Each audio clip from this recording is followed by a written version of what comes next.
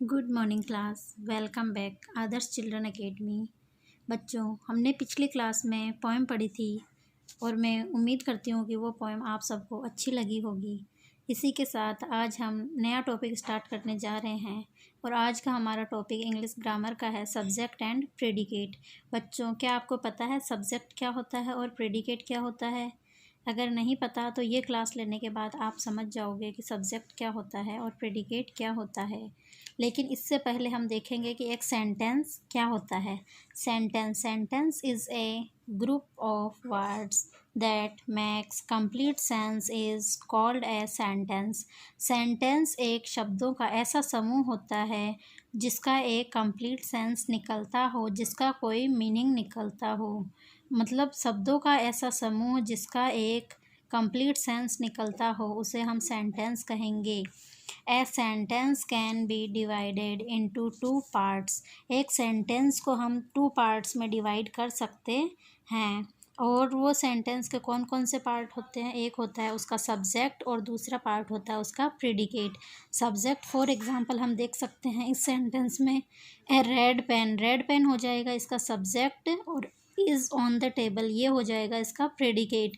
ये तो हमने देख लिया, लेकिन हमें पता कैसे चलेगा कि इसमें इस सेंटेंस का कौन सा पार्ट सब्जेक्ट है और कौन सा पार्ट इसका प्रेडिकेट है?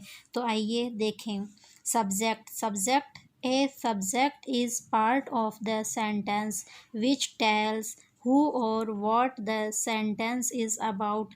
सेंटेंस का जो पार्ट हमें ये बताए कि ये सेंटेंस किसके बारे में है, वो पार्ट सेंटेंस का सब्जेक्ट कहलाता है। जैसे कि इस सेंटेंस में a red pen is on the table, तो इसमें ये ए रेड पेन है जो इसका सब्जेक्ट है, क्योंकि ये सेंटेंस इस रेड पेन के बारे में ही है। तो जो सेंटेंस का जो पार्ट हमें उस सेंटेंस के बारे में बताता है वो उसका सब्जेक्ट कहलाता है। और आगे देखते हैं कि प्रेडिकेट क्या होता है।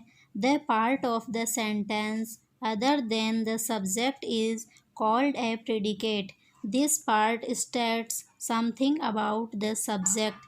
और सब्जेक्ट के अलावा सेंटेंस का जो भी पार्ट बच जाता है उसे हम प्रेडिकेट कहते हैं। और ये प्रेडिकेट होता है जो उस सब्जेक्ट के बारे में कुछ ना कुछ हमें इंफॉर्मेशन देता है या जानकारी देता है।